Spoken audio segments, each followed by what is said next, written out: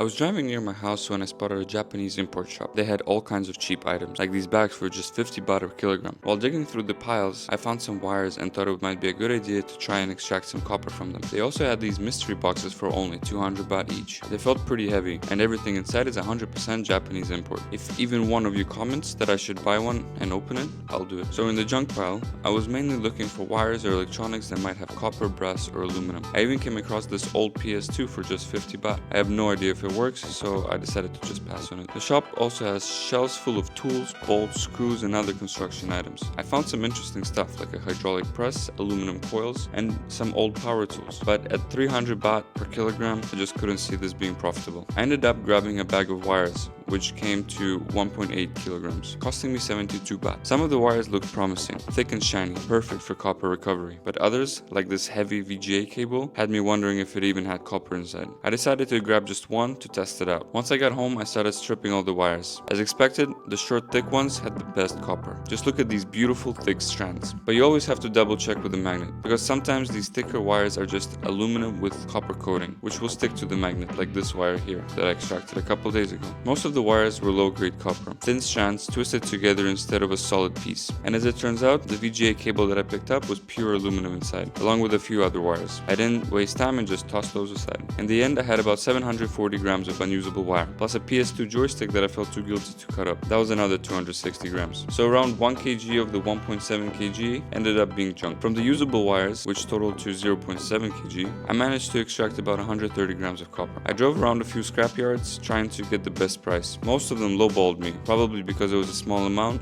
not just because I'm a foreigner. I ended up going to my regular guy who knows me, and he offered the best deal. We weighed the copper on his big scale, but it only showed 100 grams because his scale is not as accurate. In the end, he paid me 29 baht per kilogram, so I got a total of 29 baht. I used my negotiating skills to bump up the price to 30 baht. If you do the math, 0.7 kilograms of wire at 40 baht per kilogram cost me around 28 baht, meaning my total profit came to 2 baht. Not exactly a jackpot, but it was an interesting experiment. Like and subscribe for more videos.